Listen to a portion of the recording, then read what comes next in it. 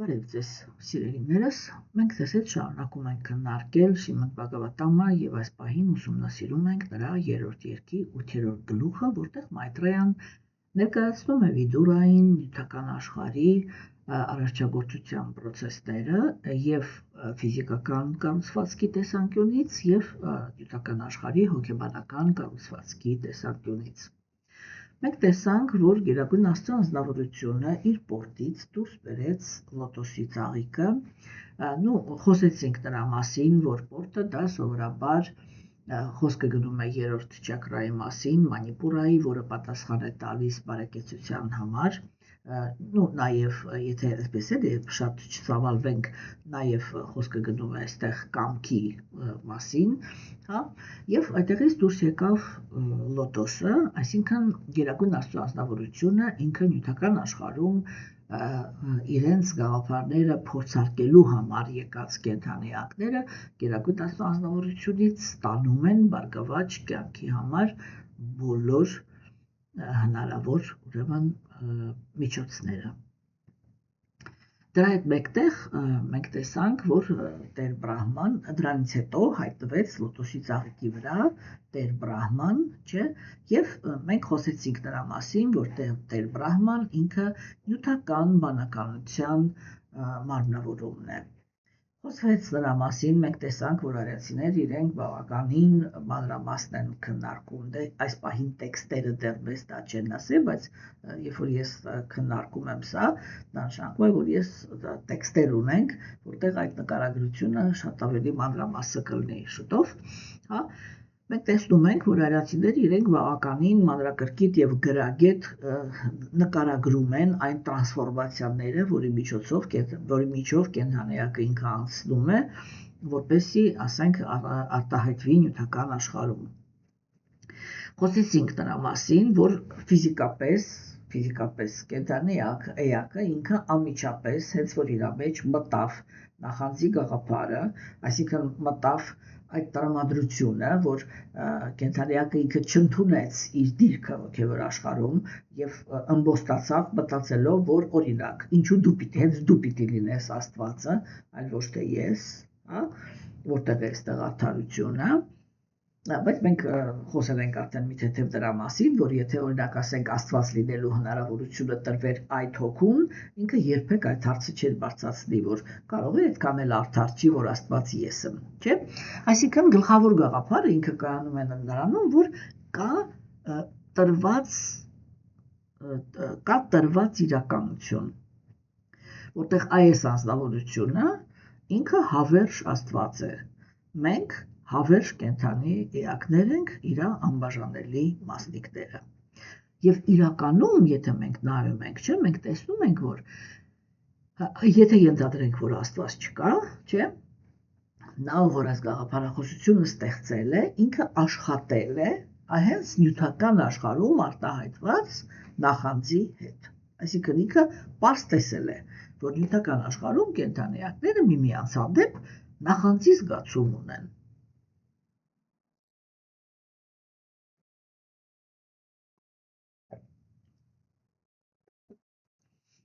Եվ գաղափարը ինքը կայանում է նրանով, որ երջանիկ լինելու համար աշխարհը պիտի լինի խաղաղ։ Իսկ խաղաղ լինելու համար ամեն մեկը պիտի կարողանա ճիշտ ընդունի այն մարմինը, որի մեջ ինքը այն դիրքը, որի մեջ ինքը ծնվել է կամ որի մեջ ինքը գոյություն ունի։ Այս թեման ինքը արդիական է մնում եւ հոգեվոր աշխարհի համար եւ նյութական։ Հիմա, սիրելիներս, մենք ձեզ հետ տեսանք, որ Գերագույն Աստծո անձնավորությունը առաջին հերթին, ուրեմն անջատում է կենդանիակի գիտակցությունը հոգեվոր բազմազանության աշխարհից։ Այսինքն կենդանիակը ինքը հիմա, ինքը ուզում է ուրիշ իրականություն, եթե պատկերավոր խոսենք, չէ, ինքը ուզում է ուրիշ իրականություն, եւ Գերագույն Աստծո անձնավորությունը ինքը առաջի հերթին թաքցնում է այդպիսի կենդանիակի աչքերի առաջից ռեալ գոյություն ունեցող աշխարհը, այսինքն հոգեվոր աշխարհը։ կենդանեակը իր գիտակցությամբ հայտնվում է այդպես կոչված լույսի մեջ։ Արդեն այդ լույսի մեջ գտնվելով, չէ, հիմա հաջորդ քայլն է գալիս։ Հիմա ինքը պետք է ձեռք բերի ուրիշ մարմին, որովհետև այն մարմինը, որ ինքը ունի հոգևոր աշխարհում, իրան չի բավարարել։ Հիմա ինքը պետք է ձեռք բերի ուրիշ մարմին։ Եվ այդ մարմինը, որպեսզի տան, չէ, տեսեք հիմա, կենդանեակի մարմինը ինքը հավերժ է։ Իրոք հոգու մարմինը, հոգևոր մարմինը ինքը հավերժ է։ Ոչ մեկ այդ մարմինը, ինչպես մենք ձեզ հետ կարդացինք Բհագավադ Գիտայում, ոչ մեկ չի կարող այդ մարմինը սպանել, ոչ մեկ չի կարող այդ մարմինը թրջել, ոչ մեկ չի կարող այդ մարմինը կտրել, ոչ մեկ չի կարող այդ մարմինը այրել, չէ՞։ Եվ ուրեմն, երբ որ մենք կարդում ենք այդ հոգևոր մարմնի բնորոշ գծերը, չէ, մենք հասկանում ենք, որ իրականում ուրեմն կենդանեակը ինքը չի կարող ստանալ նոր հոգևոր մարմին, որտեղ ինքը հավերժ մարմին արդեն ունի։ Հիմա, եւ դա նշանակում է, որ ինքը հիմա պետք է ինչ-որ ժամանակավոր մարմին ստանա։ Այդ ժամանակավոր մարմինը ստանալու համար, որպեսզի ինքը կարողանա այդ ժամանակավոր մարմնի մեջ հանգիստ գործել, ինքը պետք է բացարձակ մակարդակի վրա կորցնի իր հոգևոր էության գիտակցությունը։ Այսինքն ինքը պետք է կորցնի այդ գիտակցությունը, որ ինքը հավերժ հոգի է։ Չէ՞։ Եվ ուրեմն, այդտեղ մենք տեսնում ենք, որ կենդանեակը ինքը ուրեմն եկավ, մտավ լույսի մեջ, այնտեղից մտնում է նյութական աշխարհի մթի մեջ, որտեղ մենք տեսանք, որ առաջ քաշվեց Մահատտվայի գաղափարը, չէ, որ ես անցյալ անգամ ասեցի, հիմա նորից կկրկնեմ, որ դա պլաստիլինի նման մի բան է, չէ, այսինքն այդ նախասկզբնական նյութն է, որի մեջ խորասուզվում է կենդանեակի գիտակցությունը։ Համապատասխան իր պատկերացումների ինքը ստանում է առաջի մարմինը, որովհետև առաջի մարմնի մեջ չկա ճակատագիր, առաջի մարմնի մեջ կա միայն պատկերացում, թե ասենք ինքը ում կոնկրետ նախանձեց, հա, ինքը ում նախանձեց, ում որ նախանձեց, այդ դիրքի մարմինն էլ ինքը ստանում է առաջի անգամ ստանում է նյութական աշխարհում։ Հետագայում այդ մարմնի մեջ արդեն երբ որ ինքը ապրում է նյութական կյանքով, ինչ-որ մի բանը ճիշտ է անում, ինչ-որ մի բանը սխալ է անում եւ այլն, եւ այդպես կամաց, ինչպես արիացիներն են ասում, խճճվում է ծննդի եւ մահվան շրջապտույտի մեջ։ Չէ՞։ Հիմա եւ Տեր Բրահման ինքը կենդանեակի նյութական բանականության մարմնավորումն է։ Բոլոր սուրբ գրվածքներում արիացիների միշտ երբ որ խոսակցությունը գնում է Տեր Բրահմայի մասին, իր մասին ասվում է, որ ինքը տիեզերքի ամենաբանական կենդանեակն է։ Այդ ամենաբանական կենդանեակն է, դա ինքնըստինքյան նշանակում է, ասես որ ուրիշ որ ոչ միտեղ չգնանք, էլի, դա ինքնըստինքյան նշանակում է, որ ուրեմն կենդանեա Տեր Բրահման, չէ, ինքը ուրեմն մեզ ցույց է տալիս, հա, թե նյութական բանականությունը ինքը այսինքն կենդանեակը առաջի հերթին նյութական աշխարհ է մտնում նյութական բանականությամբ։ Ինչ է նշանակում նյութական բանականությամբ։ Նյութական արժեքային համակարգով։ Որն է այդ նախասկզբնական նյութական արժեքային գաղափարը։ Նախասկզբնական նյութական արժեքային գաղափարը ինքը գործ ունի կենդանեակի նախած էգոիստ բնության հետ, որովհետև հոգևոր աշխարհում, երբ որ կենդանեակը ինքը գալիս է դեպի նյութական աշխարհ, միակ բանը, որ ինքը այնտեղից իր հետ վերցնում է, որպեսզի բերի նյութական աշխարհ, դա էգոիզմն է։ Ինչու՞։ Որովհետև հոգևոր աշխարհում ինքը ինչ հարց է բարձրացրել։ Հոգևոր աշխարհում ինքը բարձրացրել է այդ միակ հարցը, չէ՞։ Ես, անձամբ ես, ինչու եմ ես, ու ես միշտ այդ օրինակն եմ բերում, որտեղ դա իրոք ասենք խնդրահարույց մարմին է, չէ՞։ Ինչու եմ ես հոգևոր աշխարհում ծաղիկ։ ինչու գերագույն, դեռ չենք ասում գերագույն Աստծո ազնվորության տեղը, բայց գոնե գերագույն Աստծո ազնվորության սիրեցյալը ինչու ես չեմ։ Ալ ես ծաղիկ եմ, օրինակի համար, չէ։ Այսինքն կենդանիակը ինքը բերում է, իր հետ բերում է ինքնաբավարարման կարևորության արժեքային համակարգը, որ ինձ համար ամենակարևորը դա ոչ թե նա է, թե բավարարված է Աստված, ոչ թե նա է, թե բավարարված են հոգևոր աշխարհում ապրողները, այլ ինձ համար ամենակարևորը դա նա է, բավարարված եմ արդյոք ես։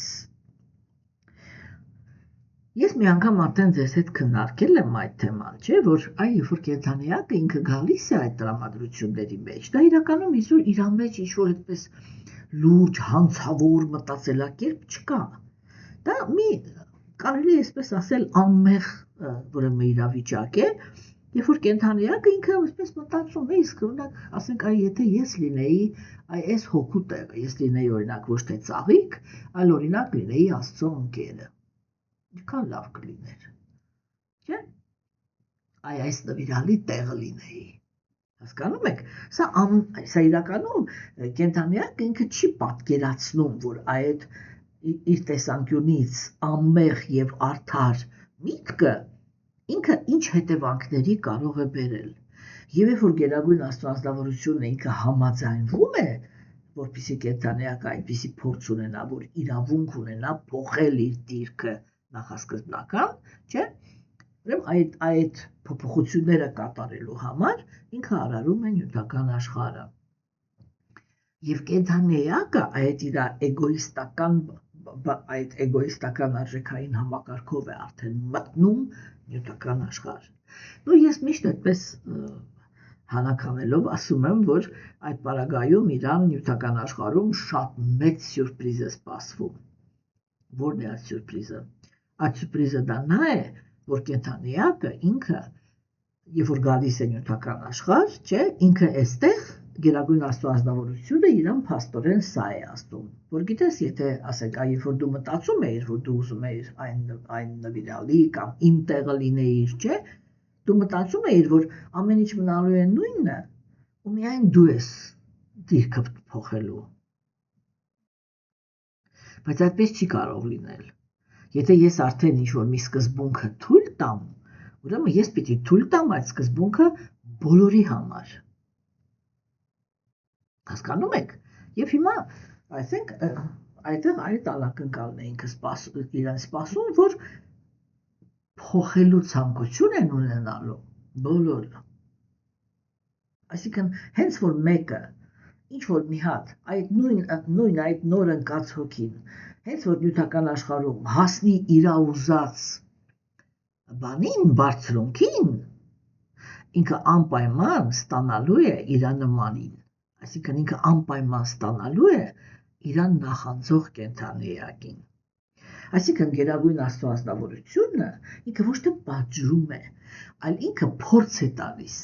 ինքը հնարավորություն է տալիս, ասես ինչը դու նախանձեցիր նրան, որ դիրքով ավելի բարձր էր, արի նյութական աշխարհ, կարողացի հասնես ավելի բարձր դիրքի, հա? Եվ տես, որ երբ որ դու հասար բարձր դիրքի, դու կմտածես, որ դա արդար է։ Բայց այդտեղ է, որ ես քեզ կտամ, քո նմանը, այ ոնց որ դու այնտեղ նախանձեցիր, կամ ինձ, կամ ինչ-որ մի մաքուր նվիրալի, հիմա նյութական աշխարհում դու կապրես նույն փորձը։ Հենց որ հասար մի հատ հաջողության, 10 հատ քեզ նախանձող ձեռք կբերես։ Ու այդ ժամանակ կասես, լավ է, որ երբ որ դու արժանացել ես ինչ-որ մի դիրքի, հասել ես այդ դիրքին, եւ կան կենդանիակներ, որոնք երազում են քեզ այդ դիրքից գցել։ Սա է, որ իրականում գերագույն Աստծո ազնվորությունը ինքը կենդանիակին հնարավորություն է տալիս փորձ անցնել, իր գաղափարի փորձ անցնել, բայց ոչ թե փոխողի դերում, այլ նրա դերում, ում ինքը ուզում է դուրս մղել այդ տեղից։ Չգիտեմ, կարողացա պարզ բացատրեմ։ Հասկանում եք սիրելիներս, չէ՞, եւ այդ արժեքային համակարգով, որ ես ուզում եմ բարձրագույն դիրք ունենամ, չէ, այդ արժեքային համակարգով կենդանեակը ինքը մտնում է նյութական աշխարհ։ Մենք տեսանք, որ այդ առաջի կենդանեակը, որ ինքը հայտնվում է Տեր Բրահման, ինքը ինչպես մենք արդեն ասեցինք, հայտարարված է որպես երկրորդ արարիչ եւ բանականության մարմնավորում։ Սա շատ կարևոր կետ է, որը մենք ամեն անգամ ես դա շեշտում եմ, եւ որ խոսքը գնում է Տեր Բրահմայի մասին, որ արիացիները իրենք առաջ են քաշում այդ գաղափարը, որ ֆիզիկական կառուցվածքի տեսանկյունից, նյութական աշխարհը ինքը նման է հոգևոր աշխարհին եւ այն արարել է Գերագույն Աստծո անձնավորությունը։ Այսինքն, ինչպես հոգևոր աշխարհում կան մոլորակներ, այդ մոլորակների մեջ կան բարձր մոլորակներ, միջին մոլորակներ, ցածր մոլորակներ, հա? Եվ ուրեմն այդ ամեն ինչի մեջ իր հերթին, չէ՞, ուրեմն կենդանեակները իրենք կարողանում են ապրել այդ տարբեր մոլորակների մեջ, կախված նրանից, թե իրենք Գերագույն Աստծո անձնավորության որ մի մարմնավորման են կապված, այսինքն այդ բոլոր մոլորակներում Գերագույն Աստծո անձնավորությունը ինքը ունի մարմնավորումներ, չէ՞, եւ այն համապատասխան նրան, թե կենդանի որ կենդանեակն են սիրում հենց այդ Աստծո հենց այդ մարմնավորմանը, իրանք ապրում են համապատասխան մոլորակի վրա։ Եվ Գերագույն Աստծո անձնավորությունը ինքը, շաստաները ասում են հայլային արտացոլակն է նյութական աշխարհը, այսինքն կառուցվածքային տեսանկյունից ինքը նույնն է, հոգեբանության տեսանկյունից ինքը գլխիվայր շուրջ տված է։ Հասկանում եք։ Ոնց որ ասենք նկարագրությունը բերում է այսպես, ոնց որ ասենք բանի լճի ափին, որտեղ լճերը իրանք հանգիստ են, չէ՞ լինում, այն հագիստ լճի ափին ծառի արտացոլանքը։ Չէ, երբ որ մենք դիմացից նայում ենք, մենք տեսնում ենք, որ ծառի գլուխը ինքը մեզ երևում է որպես մեզ ամենամոտիկ կետ, այսինքն որպես ցապ, որպես ներքև, եւ ծառի արմատը ինքը գտնվում է վերևում, այսինքն գլխի վայր։ Հիմա ինչ արդեն վերաբերվում է հոգեբանական տեսանկյունից, ապա մենք այստեղ շատ կարևոր գաղափարի ենք հանդիպում, չէ՞, որ արիացիները իրենք փաստացի այդպես են ներկայացնում, որ հոգեբանական տեսանկյունից նյութական աշխարհը ինքը Գերագույն Աստծո անձնավորության նախաձեռնությունը չի։ Դա կենդանի էակն է ուզել ունենալ հնարավորություն մրցակցել իր նմանների հետ։ Հասկանում եք, չէ՞, եւ դրա համար է որ երբ որ արդեն գալիս է ժամանակը արարել կենդանի էակներին, այդ կենդանեակները դուրս են գալիս Տեր Բրահմայի մարմնից։ Հասկանում եք, այսինքն իրանք նյութական կենդանեակի նյութական բանականությունից դուրս եկած կյանքի ֆորմաններ են։ Թե ինչեր են դուրս գալիս, մենք հետագայում հեսա մի քիչ հետո այդ ամեն ինչը կկարդանք, չէ՞։ Բայց հիմա նյութական բանականությունը ինքը հայտնվեց նյութական աշխարհում։ Եվ մենք տեսանք, չէ, որ առաջի քայլով, ուրեմն Տեր Բրահման ինքը չկարողացավ հասկանալ, թե ինքը ընդհանրապես որտեղ է գտնվում։ Սա հոգեբանական տեսանկյունից շատ խորը եւ շատ նուրբ կերպար է։ Այսինքն, խոսացվեց նրա մասին, որ ուրեմն այդ լոտոսի բանը միջուկը, հա, այդ լոտոսի միջուկի վրա է հայտնվել Տեր Բրահման, չէ, եւ դա բարձրագույն կետն է լոտոսի, չէ, եւ հիմա ինչ է ուզում ասել նկարագրությունը, որ նույնիսկ գտնվելով լոտոսի ամենավերևում, այսինքն ամենաբարձր կետը, որտեղից կարող ես ամեն ինչ տեսնել, նույնիսկ այդ դիրքը չի երաշխավորում, որ կենդանեակը ինքը կարող է ինչ-որ բան ճիշտ հասկանա։ Եվ հիմա մենք տեսնում ենք Տեր Բրահմայի կերպարը, այսինքն նյութական բանականության կերպարը, որը ինքը հայտնվել է, ինչպես եւ մենք ենք ծնված, երբ որ ծնվում ենք, մեր բանականությունն է հայտնվում, չէ՞։ Ինքը հայտնվել է, ինքը նստած է ամենավերևում,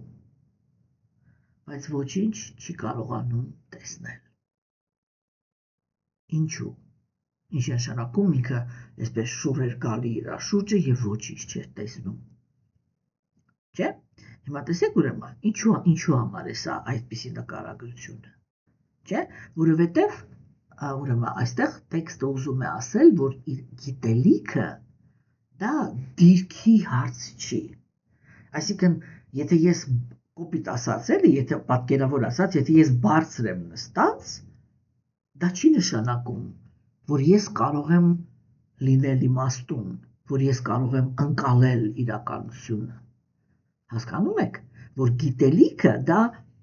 ներքին ընկալման հարց է, ներքին ընկալման սպասովնաստ էլի ունակության հարց է, չէ՞։ Եվ այդ ժամանակ, երբ որ կենդանիակը ինքը, այսինքն բանականությունը ամենաբարձր դիրքից նայելով նյութական աշխարհին, միևնույն է ոչ մի բան չի կարողանում ընկալել, չէ՞, սկսվում է փնտրտուքը։ Տեր Բրահման ինքը սկսեց պտտել իր գլուխը, չէ՞, այսինքն ինքը սկսեց բան էլի այդ ուսուցման ընկալման միջոցով ուսուցման process-ը, չէ՞, այսինքն որ ինքը հասկանա ինքը որտեղ է։ Եվ սա շատ նման է ամեն մի կենդանի էակ, ինքը հենց այդպես էլ ծնվում է։ Երբ որ ինքը ծնվում է, ինքը չի հասկանում, ինքը որտեղ է հայտնվել։ Հասկանում եք։ Եվ հետաքրքիրը նա էր, որ Տեր Բրահման ինքը չնայեց վերև, չնայեց ներքև, ինքը նայեց իր շուրջը։ Հա, այսինքն ինքը ոչ իր արմատների մեջ նայեց առաջի հերթին, ոչ էլ դեպի վերև նայեց, այսինքն աստվածային դեպի աստվածային կամքը չնայեց, ինքը ուղղակի նայեց, թե որտեղ է հայտնվել։ Չէ՞։ Եվ տեքստը ինքը խոսեց նրա մասին, չէ՞, որ երբ որ ինքը ուրեմն սկսեց փորձել հետազոտել շրջապատը իր 4 կողմով, ինքը այսպես հերթով առաջացան 4 գլուխները։ Մենք երեք ձեզ հետ խոսեցինք մի քանի տեսանկյունից այդ 4 գլուխների մարմնավորման, թե իրանք ինչ սկզբունքներ են մարմնավորում, չէ՞։ Բայց այս դեպքում, երբ որ ինքը գլուխը պտտում էր, այդ ընթացքում, երբ որ գլուխները առաջանում էին, չէ, ինքը մի նպատակ ուներ՝ ընկալել արտաքին աշխարհը։ Եվ դրա համար այդ տեսանկյունից, մենք կարող ենք ասել, որ երբ որ Տեր Բրահման ինքը սկսեց իր գլուխը պտտել, դա այդ որ սկսեցին գլուխներ այդ բանանել, հայտնվել, դա եթե ժամանակակից լեզվով ասենք, մուտացիայի հարց չէր։ Հասկանում եք։ Հա? Այլ դա այն ճիքի հետևանքներ, որը Բրահման ինքը հիմա ճիք է գործադրում, որպեսզի կարողանա հասկանա իրան շրջապատող աշխարհը, չէ՞։ Եվ այդ դրա դիմաց ինքը ստացավ այդ հնարավորությունը ընկալել ուրեմն տարածության 4 կողմերը։ Եթե մենք արդեն հոգեբանության տեսանկյունից ենք նայում, ապա մենք կարող ենք այսպիսի հետաքննություն քննարկել, չէ՞, որ Բրահման ինքը սկզբից ոչինչ չէր տեսնում։ Այսինքն նյութական աշխարհի մասին գիտելիքը չի տրվում միանգամից։ Օրինակ հոգևոր աշխարհում կենդանիակները իրենք նախասկզբնականորեն, արիացիները իրենք երբ որ նկարագրում են հոգին, իրենք առաջի հերթին նկարագրում են նրա 3 որակը՝ սաթ, ճիք, անանդա։ Այսինքն, որ կենդանիակը ինքը հավերժ է, որ կենդանիակը ինքը հավերժ ընկալող է, այսինքն երբեք չի եղել այդպիսի ժամանակ, երբ որ ինքը չի կարողացել ընկալել արտաքին աշխարհը կամ հասկանալ այն։ Հասկանում եք։ Սա հոգու բնութագրերն են, բայց երբ որ խոսքը արդեն գնում է նյութական բանականության մասին, հասկացողությունը, այսինքն գիտելիքը, որի հիմքի վրա կենդանիակը ինքը հասկանում է այս նյութական աշխարհում ինչ-որ մի բան, չի տրվում միանգամից։ Նվորում, չի տրվում նույնիսկ ամենաբարձր կենդանիակին։ Հա, հիմա, երբ որ ինքը ուրեմն աչքերը պտտացնելով նայում էր իր շուրջ բոլորը, չէ՞, սա այդ էլի, որ այդ սիմվոլն է, որ ինքը սենսորное восприятие, էլի, որ ասենք ինքը իր բոլոր ընկալման, իր ամբողջ ընկալումը կենտրոնացրել էր արտաքին աշխարհի վրա, հա, որպեսզի կարողանա ընկալի իրան եւ իր սահմանափակումների մեջից դուրս գա, որպեսզի ընկալի ռեալությունը,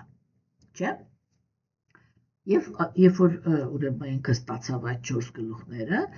այս ընկալման տեսանկյունից մենք կարող ենք ասել, որ դա արդեն այդ ոնց ասեմ, էլի բազմաշերտ մնագագրանն է, բազմանկյուն, հա, բազմանկյուն ընկալման բանն է, սկզբունքն է, որն է բազմանկյուն ընկալումը։ Կենդանեակը ինքը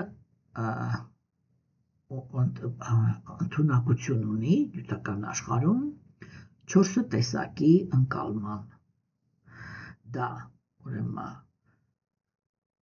բանականությունն է, այսինքն հասկանալու ունակությունն է, դա ինտուիցիան է, հա, դա փորձն է եւ հիշողությունը։ Այս 4 ընկալման 4 բաներն են, էլի 4-ը ոնց որ այդ մնագագրանն է, որ ինքը բազմանկյուն է, հա։ Հիմա եւ երբ որ Բրահման ինքը բան արեց, այդ 4 գլուխները իրանք ստույգ կանգնեցին տարածության 4 ուղղություններով, չէ՞, սա կարելի է ընկալել որպես կյանքում օրիենտացիայի բանը, չէ, որպես որ բանականությունը ինքը միշտ ման է գալիս, բանը էլի, այդ ռուսերեն բանը հայերեն չեմ կարողանում ասեմ, էլի, այդ ось координат, էլի, միշտ ման է գալիս դա, որպեսզի հիմք զգա, չէ, ինքը միշտ փորձեր է կատարում գիտակցել, թե ինքը ընդհանրապես որտեղ է գտնվում, կամ ասենք ինչի համար է գտնվում եւ այլն, կամ ինչ կարող է անել այն վայրում, որտեղ գտնվում է, չէ՞։ Այսինքն այս կերպարը կարելի է նաեւ ընկալել որպես ամեն մի կենդանեակ, որ ինքը ծնվում է նյութական աշխարհում, հա, ինքը այս ուրեմն իր բանականությունը, այս ֆունկցիաները պիտի միանան իր մեջ, որպեսզի ինքը կարողանա ընկալի արտաքին աշխարհը, չէ՞։ Հիմա ինչ վերաբերվում է, ասենք, այն տեսանկյունից, թե այս տեքստը կարդալուց ինչ սրտի թուլությունից մենք կարող ենք ազատվել, չէ՞, կամ իլյուզիայից, ինչպիսի ինչ այդ անարդնիվրիտի էլի աշակերտներիս համար անարդնիվրիտի process-ի տեսանկյունից ինչ ազդեցություն կարող է թողնել այս տեքստը, ուրեմն ինքը առաջին հերթին օգնում է, որպեսզի Բրահմայի օրինակը տեսնելով, չէ, մենք ազատվենք այդ իլյուզիայից, հասկանում եք, որովհետև ամեն մի կենդանեակ իր մեջ ինքը մտածում է, որ ինքը այսպես գտնվում է աշխարհի ամենավերևում եւ միայն ինքն է, որ սենց ամեն ինչը հասկանում է։ Մնացած բոլորը կարող են սխալվել, կարող են եսիմինչ, բայց ինքը թեկուզ եւ կարող է սխալվել, կարող է ցեխի մեջ հայտնվել, շատ վատ իրավիճակների մեջ, բայց միևնույն է մտածում է, որ ինքը միշտ ամեն ինչը ճիշտ է արել։ Չէ՞։ Ուրեմն առաջի հերթին ջարդվում է այդ գոռոզությունը, որ նույնիսկ աշխարհի ամենաբանական կենդանեակը Տեր Բրահման ինքը միանգամից չէր, որ հասկացավ, թե որտեղ է գտնվում եւ ինչի համար ինքը կա։ Մյուս կողմից, երբ որ մենք լուրջ ենք մտածում այդ գաղափարի շուրջ, որ Տեր Բրահման ինքը կենդանեակ է, որ ինքը երկրորդ, բայց նաև երկրորդական արարիչն է, չէ՞։ Մենք այդտեղից հասկանում ենք, որ այո, իհարկե, մենք էլ ամեն մեկս մեր տեղում, չէ՞, մեր կյանքում, կոպիտ ասած, մեր տիեզերքի մեջ, մենք էլ մեր Տեր Բրահման ենք, այսինքն բանականություն, որը իշխում է մեր կյանքի մեջ, չէ՞։ Բայց մենք տեսնում ենք, որ ամենաբարձրագույն բանականությունը ինքը ոչ թե ամեն ինչ գիտեր, այլ ինքը սկսեց փնտրել, որ իմանա, հա, այսինքն Տեր Բրահման ինքը օրինակ է ցույց տալիս, որ նյութական աշխարհը ինքը բազմավանյա, մի րոպե էլի այդ խոսքը որ սպառեց չմասի տանջվեցի, րոպե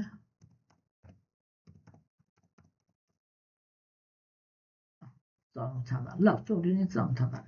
այդ, ասենք, այս աշխարհի հետ ծանոթանալու process-ը, հասկանում եք, այսքան աշխարհը ինքը ընկալվում է, ոչ թե որտեվ ես գիտեմ, այլ ես իր հետ ծանոթանամ, որովհետև այդ ծանոթանալու process-ի մեջ մտավ նույնիսկ Բրահման, ամենաբանական կենդանի էակը, հասկանում եք, չէ՞ օրինակ ասենք,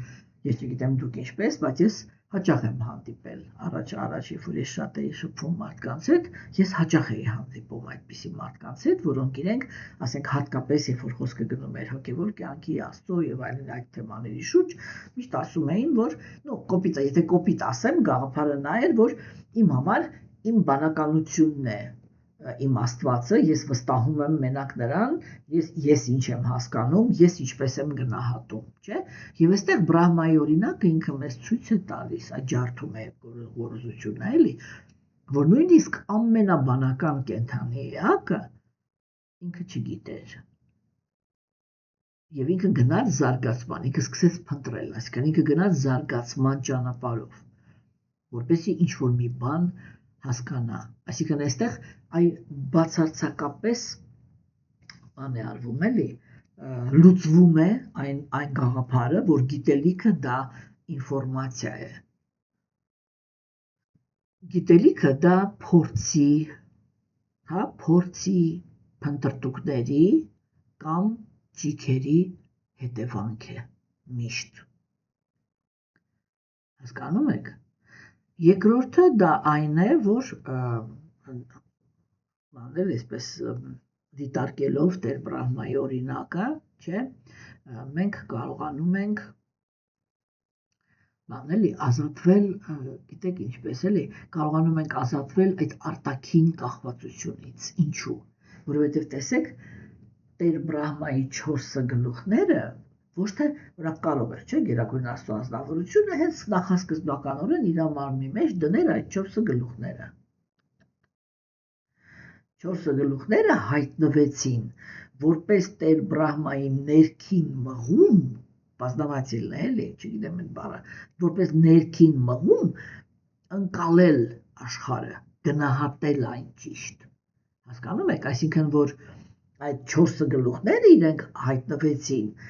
ներքին ճիգից, հասկանում եք, այլ ոչ թե ուղղակի Բրահմայի, այսինքն դա պետք է լինի կենդանի էակի նախաձեռնությունը, իրան դա բանից դրսից տրված չի։ Կենդանի էակը ինքը կարողանում է ընկալել արտաքին աշխարհը, կարողանում է ճիշտ իմացություն զարգացնել, երբ որ ինքը այդ ներքին ձգտումը ունի, իրան բնությունից, հա, դա նվիրված չի, իրան նվիրված է մի հատ բանականություն, հա, որը ինքը, եթե ինքը արդեն զարգանալու հակում ունի, ինքը նոր իր այդ բանիմացություն զարգացնելու ցանկությունից, հա, ճիգ գործադրեց եւ 4 գլուխ ստացավ։ Հիմա ուրեմն ինչ վերաբերվում է նրան, թե ինչպես կարելի է այս տեքստը սխալ հասկանալ, կներեք։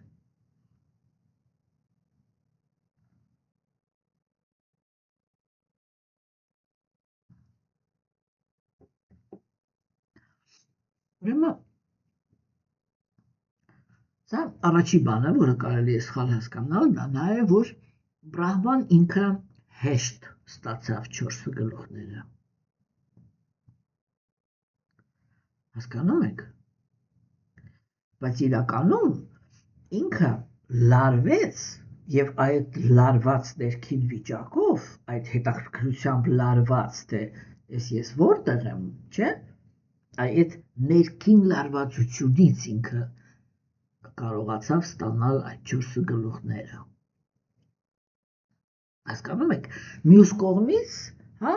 տեքստը ինքը սխալ կընկալվի, եթե մենք իրան մտածենք միայն, որ սա խոսքը գնում է միայն, ասենք, 4 ուղղությունների մասին, այսինքն որ սա գեոգրաֆիա է, հայերեն ոնց է։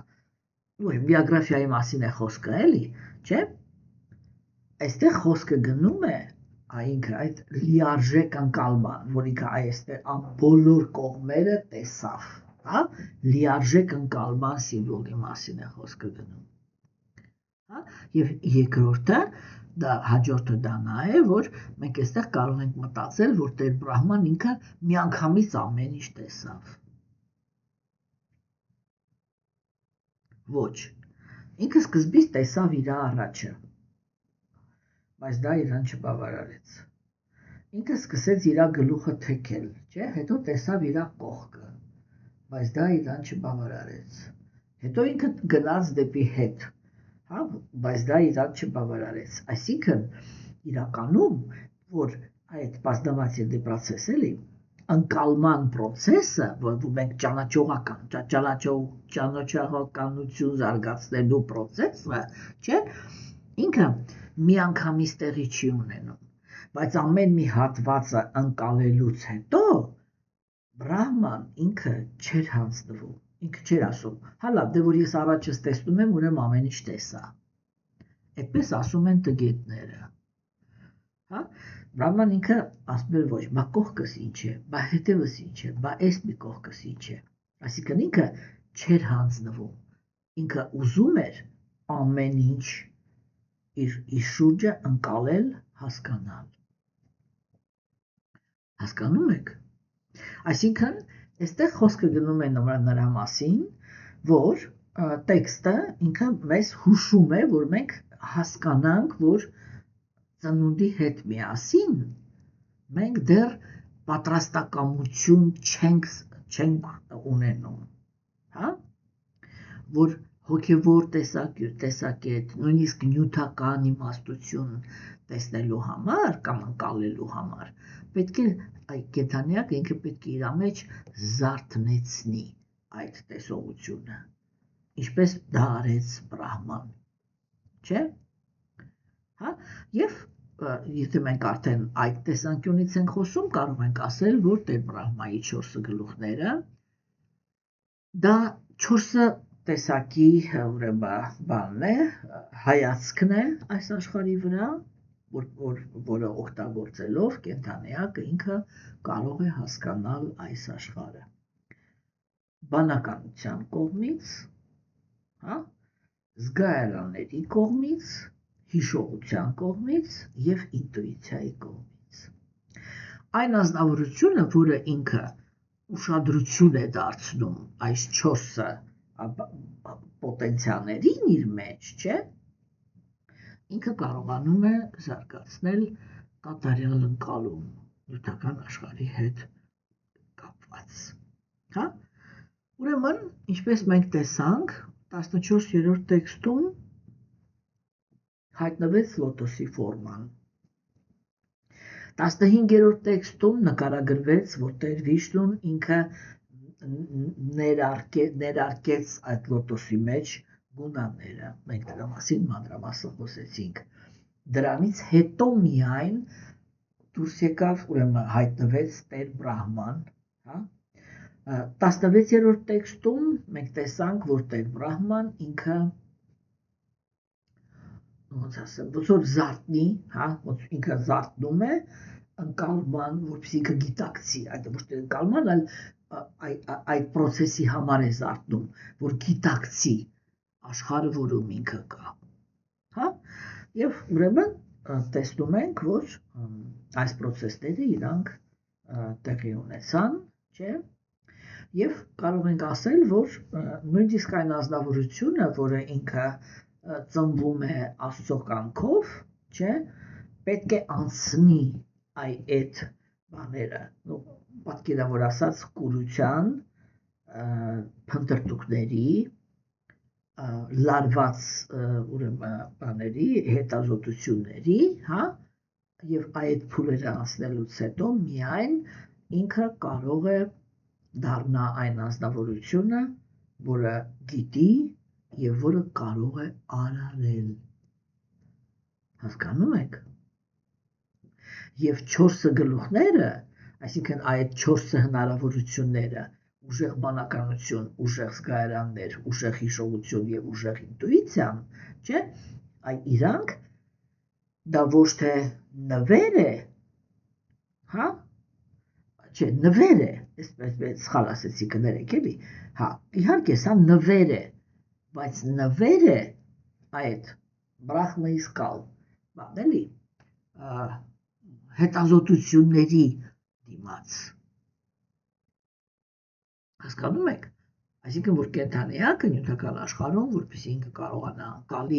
արտաքին աշխարհը ճանաչողականություն զարգացնի, ինքը պետք է ճիգեր գործադրի։ Հիմա այսօրվա մեր տեքստը, 17-րդ տեքստը, հա, այսպես է հնչում, լոտոսի վրա նստած գերագույն Տեր Բրահման ինքը այդպես էլ չկարողացավ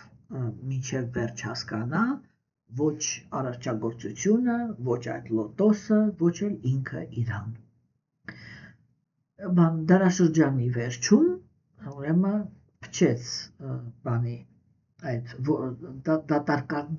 դատարկություն բերող քամին, հա, որը ինքը այսպես էլի մեծ ալիքներ առաջացրեց պատճառային օվկիանոսի մեջ եւ լոտոսի ծաղիկը ինքը սկսեց տատանվել։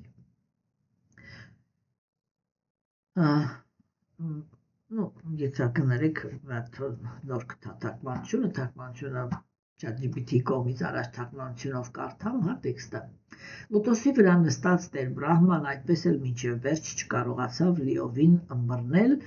ոչ արարչագործությունը, ոչ լոտոսը, ոչ էլ իրեն։ Յուգայի ավարտին փչեց դատարկման քամին, որը հսկայական պտտվող ալիքներ բարձրացրեց եւ սկսեց օրորել լոտոսը։ Հիմա ինչի մասին է խոսքը գնում այստեղ։ Ուրեմն այս տեքստը ինքը նույնպես, ինչպես եւ մենք տեսանք, որ բոլոր տեքստերն են այդպիսին, այս տեքստը ինքը նույնպես շատ խորիմաստ եւ խոնարհացնող տեքստ է, հա, որը ուրեմն ինչի մասին այստեղ խոսքը գնաց, որ տեսեք, ասենք, Բրահման ինքը իր այն աշխարհը, որում ինքը հայտնվել է ընկալելու համար, այսպես պատտեց գլուխը եւ այդ հետաքրքրասիրությունը, հետաքրքրության շնորհիվ ինքը ստացավ 4 գլուխներ։ Հա, հիմա, բայց նույնիսկ երբ որ ինքը իր շուրջ բոլորը նայեց, միևնույն է, ինքը լիարժեք հասկացողության, թե ինքը ով է եւ այս որտեղ է հայտնվել, այդպես էլ չհասավ։ Հա, այսինքն ինքը տեսավ, ընկալեց այն աշխարհը, որում ինքը հայտնվել է, բայց թե պատճառը ո՞րն է, որ ինքը այդտեղ հայտնվել է, ինքը այդպես էլ չհասկացավ։ Կամ ինքը ընդհանրապես ով է, որտեղից է հայտնվել, չէ՞։ Եվ տեսեք, այո, նյութական բանականությունը ինքը հենց այդ արմատը ունի։ Հասկանում եք, նյութական բանական, դա ասենք շատ ցայտուն երևում է նյութական աշխարհում գիտնականների գիտակցության մեջ է սա շատ լավ երևում, չէ՞, որ գիտնականները, երբ որ գիտություն են առաջ տանում, չէ, իրենք կարողանում են հասկանալ ինչպես, ինչ կա այս աշխարհում, չէ, կարողանում են հասկանալ, բայց արմատը ո՞րն է եւ առավել եւս իմաստը ո՞րն է, ոչ մեկ այդպես էլ չի կարողանում, չէ, հասկանալ։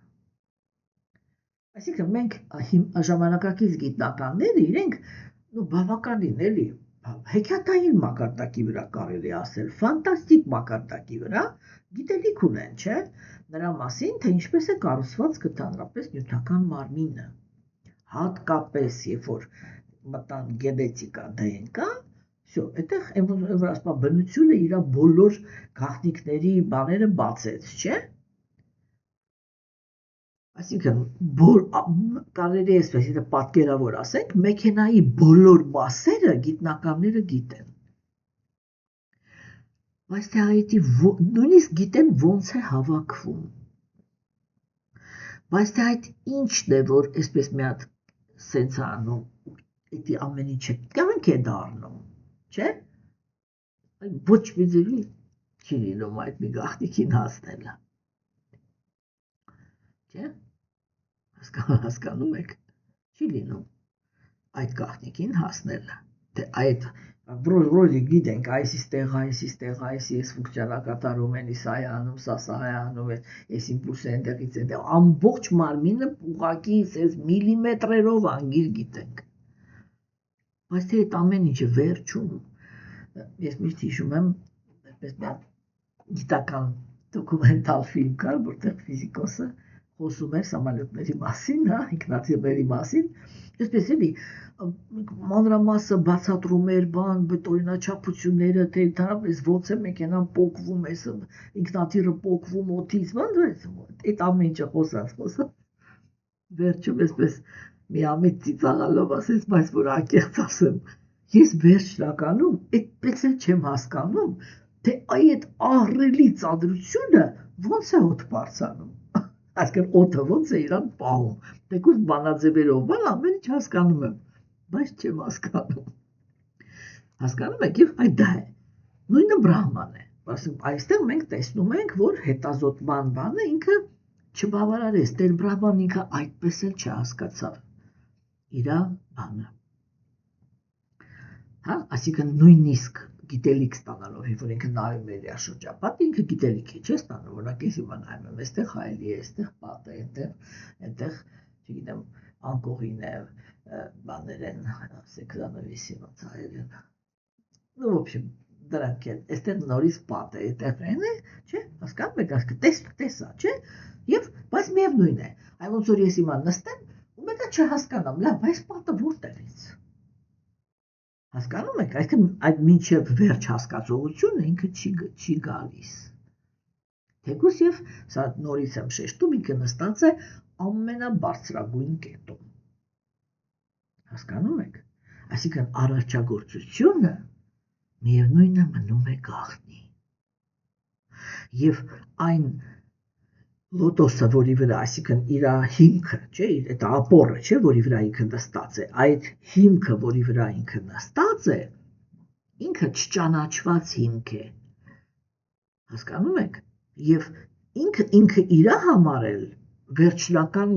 ինքը իրան չի կարողանում հասկանալ, թե ինքը որտեղից։ Հիմա եկավ քամին,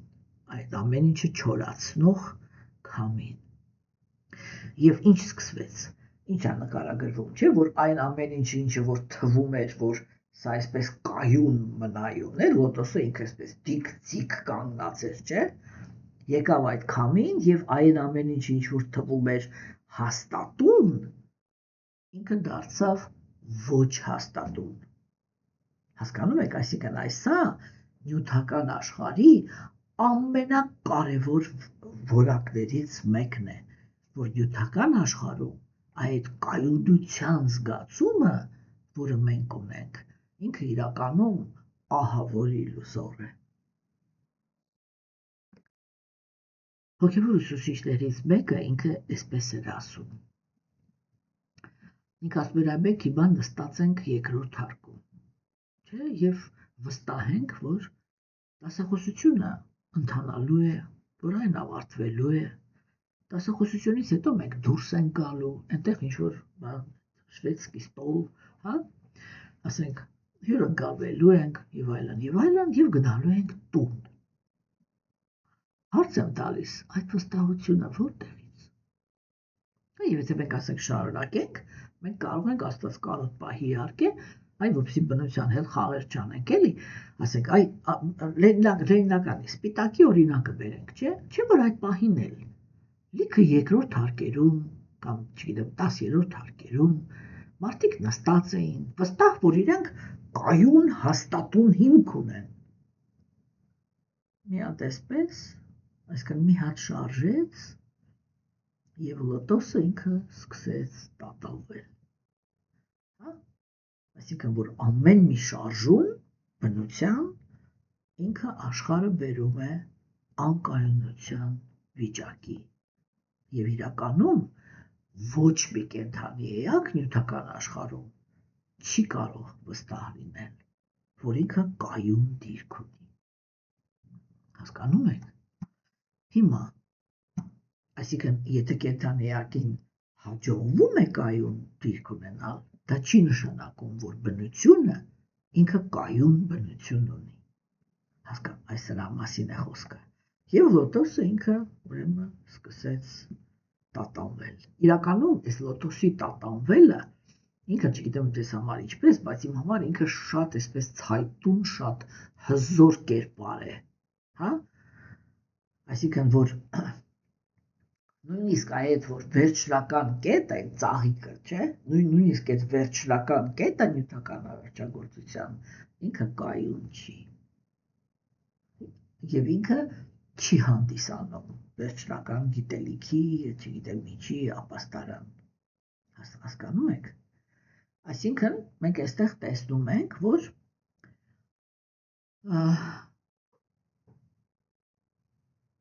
նույնիսկ արարիչը,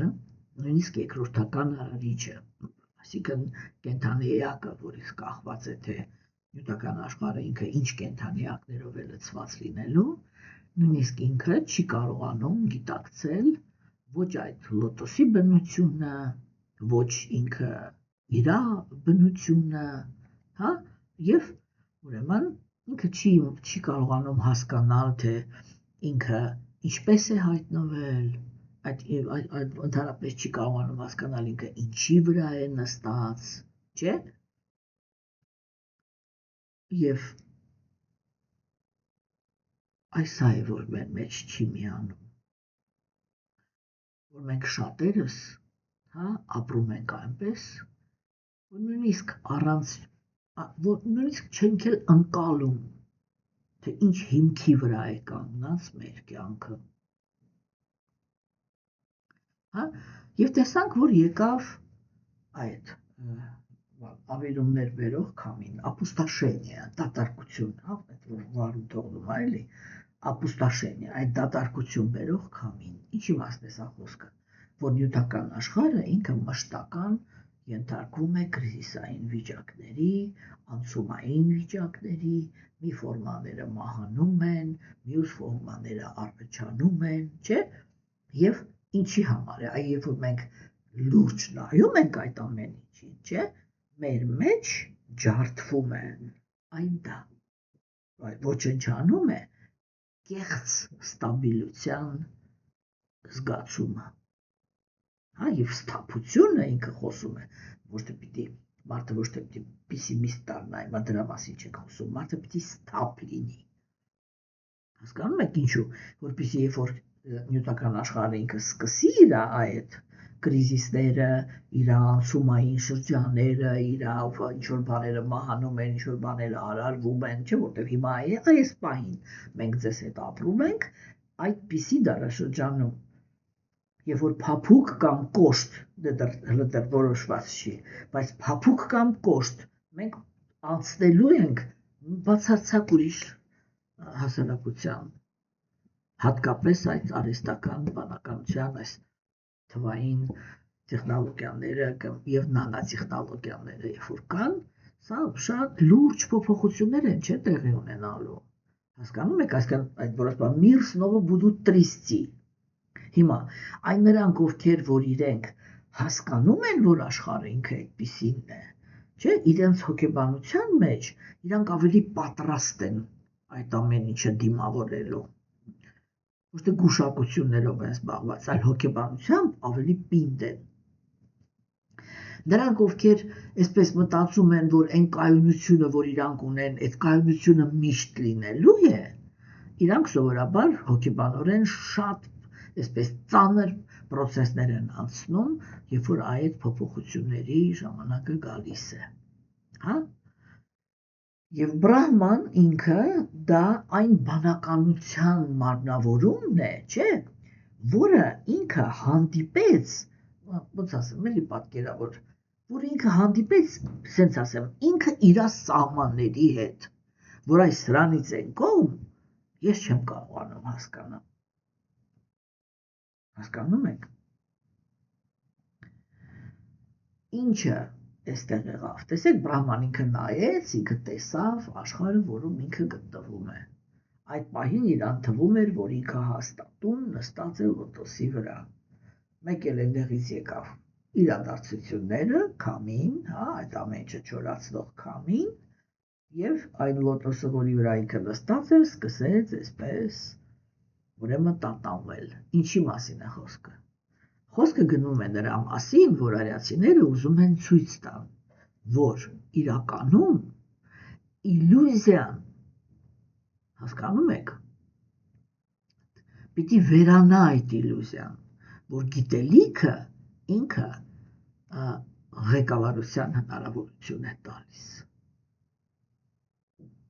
Չէ, ասեք, տեսեք, հիմա մեր այս ժամանակակից աշխարհում գիտությունները իրանք ինչքան զարգացած են, չէ՞, բայց միևնույն է, մարդը ինքը կարողանում է օրինակ գուշակել, որ հիմա երկրաշարժ է լինելու, աստված հեռու պահի, ասեք, մի քանի վայրկյան, մի քանի րոպե առաջ, երբ որ արդեն գուշակի չգուշակի մեկ է։ Ուրիշ բան, որ հիմա, իրականում արդեն կա կլիմատիկ զենքը, որտեղ այդ նույն երկրաշարժերը կարող են արհեստական ձևերով առաջացնել եւ ոչ էլ թաքցնում են։ Պարզ գիտնականները իրենք խոսում են, ասենք, ենթադրենք Միացյալ Նահանգների տակով անցնող այդ Ռազլովը, որ կա, որ ասենք կան շատ ստույգ հաշվարկներ, թե այդ Ռազլովի որ կետին պետք է մի հատ հարված տալ, որովհետեւ այդ Ռազլովը այնպես շարժվի, որ Միացյալ Նահանգներից մնան միայն մի քանի կղզի։ Հասկանում եք, չէ՞, սա ուրիշ հարց է, բայց ասեք, այ դա էլի, որ ինչքան էլ ուզում է կենդանիակը ինքը բան արի, չէ՞, ասեք, եթե նույնիսկ ենթադրեք դա արվեց, արվեց, Միացյալ Նահանգները փրթվեցին, դարձան փոքր կղզիներ, որ մի գիտնականը գիտի, թե դա ինչ հետևանքներ է ունենալու մոլորակի համար, ոչ մեկը։ Եվ մարդը ինքը հատկապես, երբ որ ինքը կրքերի եւ տգիտության գոյավիճակների ազդեցության տակ է գտնվում, չէ, ինքը ագահության, այս հենց հիմա, հենց այս պահին, ինչը որ թվում է, որ այս պահին անեմ ու վնաս կտամ, չէ, բայց երկրորդ պահին կարող է պարզվի, որ այդտեղ վնաս տալով մենք առաջի հերթին կտրեցինք այն ճյուղը, որի վրա մենք ենք նստած։ Եվ թվում էր, որ այդ ճյուղը ինքը այսպես շատ, այսպես հաստատուն ճյուղ է, որի վրա կարելի է նստել։ Հասկանում եք, ոչ մեկ չի կարող, չէ, դա ասել, բայց կրքոտները միևնույն է չեն կարող կանգնել, որտեղ ագահությունն է իրանց ղեկավարում։ Հասկանում եք, եւ այստեղ դա է, որ նույնիսկ Տեր Բրահման, չէ, ինքը իրանով չկարողացավ, ինքը դա է ցույց տալիս էլի, որ ինքը դա իլյուզիա է, եթե կենդանիակը ինքը մտածում է, որ գիտելիքը ինքը նյութական աշխարհի հանդեպ բացարձակ իշխանություն է տալիս։ Այսինքն, այստեղ պիտի որ լուծվի այդ հպարտությունը, որ ես կարող եմ ամեն ինչ հասկանալ, կամ ես ամեն ինչին պատրաստ եմ։ Նույնիսկ Տեր Բրահման ամեն ինչ չկարողացավ հասկանալ եւ ոչ էլ ամեն ինչին պատրաստ էր, սկսեց ճոճվել։ Հասկանում եք, չէ՞։ Այսինքն, երբ որ նյութական աշխարհում այդ բաներ, այդ պրալայան, այդ քամին, որը ինքը բան է, էլի, չորացնող քամին, երբ որ ինքը սկսվում է, չէ, կենդանիակները, ընդհանրապես երբ որ բնությունը ինքը ինչ-որ բաներ է սկսում անել, կենդանիակները միանգամից մտածում են, որ դա Աստծո պատիժն է։ Բայց դա Աստծո պատիժը չի, դա օգնություն է, որ մենք հասկանանք, թե իրականում նյութական աշխարհի իրական դեմքը որն է։ Հասկանում եք։ Եվ հաջորդը տեքստը սխալ ընկալվելու հետևանքով, որ ասես Բրահման ինքը չկարողացավ հասկանալ, հա, ուրեմն տեքստը սխալ ընկալման ժամանակ մենք կարող ենք վիրավորանք հասցնել Տեր Բրահմային, այսինքն այսպես էլի արհամարհական բան հասցնենք, որ այ Տեր Բրահման ինքը ինչ-որ մի բան չհասկացավ, այսինքն ինքը չկարողացավ լուծի իր առաջ դրված խնդիրը, հա, բայց այստեղ դրա մասին չի խոսքը։ Այստեղ դրա մասին է խոսքը, որ ինքը իրենով նյութական բանականությունը, նյութական բանը, գիտակցությունը ինքը սահմանափակ է իր հնարավորությունների մեջ։ Հասկանում եք։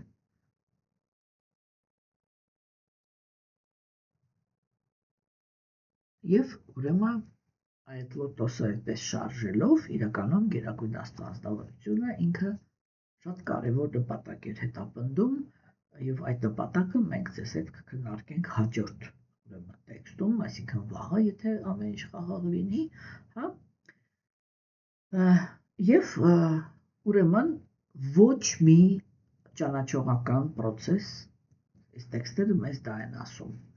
ոչ մի ճանաչողական process ինքը չի ավարտվում նույնիսկ ամենաբանական կենդանիակի մոտ, այսինքն Տեր Բրահմայի մոտ։ Հասկանում եք։ Եվ երբ որ կենդանիակը ինքը չի կարողանում ինչ-որ մի բանը լիարժեք ընկալել, չէ՞, այ ինքը միշտ պետք է ոչ թե պետք է դեպրեսիայի մեջ ընկնի, այլ պիտի հիշի Տեր Բրահմայի օրինակը, որ նույնիսկ Տեր Բրահման չկարողացավ մինչև վերջ հասկանալ, թե ընդհանրապես այս նյութական աշխարհը ինչ է, ինչպես է, չէ՞։ Եվ դա է նյութական բանականության սահմանը։ Հասկանում եք։ Հա։ Ուրեմն անցյալ տեքստում քննարկվեց, թե որ Տեր Բրահման ինքը ստացավ 4 գլուխներ, մենք այդ 4 գլուխները ինչ-որ մի մանրամասնությամբ քննարկեցինք, հա։ Այսօրվա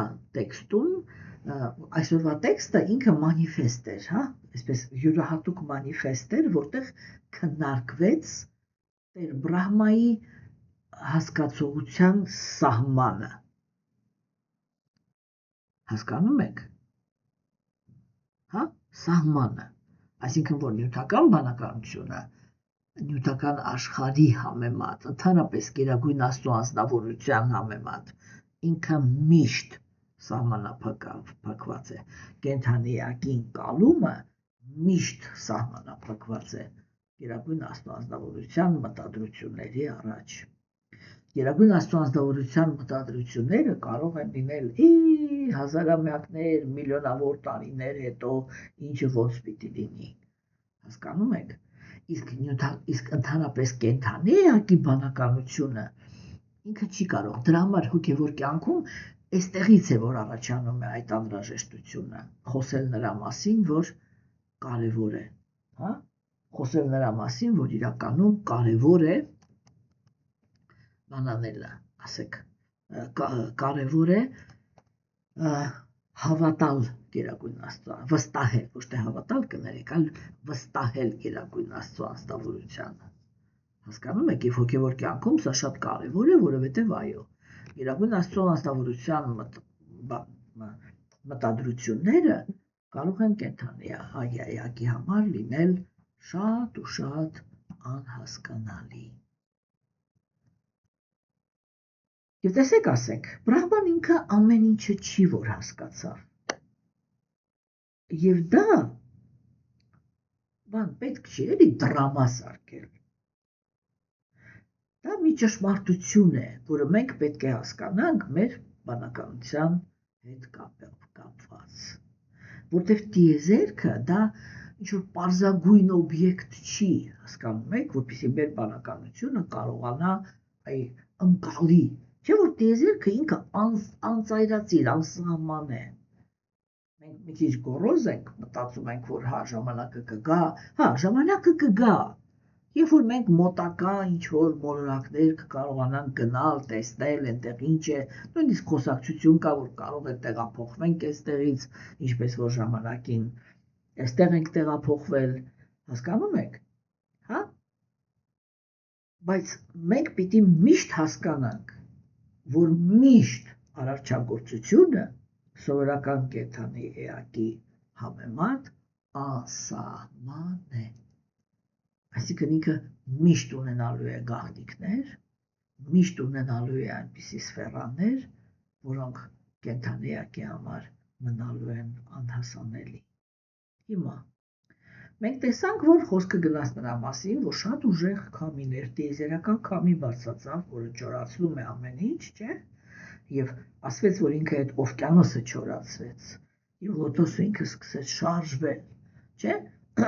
Բայց մենք տեսնում ենք, որ լոտոսը ինքը սկսեց տատանվել, բայց չջարդվեց։ Այս է կարևորը։ Այսինքն, ինչպիսի ավիրվող, ինչպիսի այդ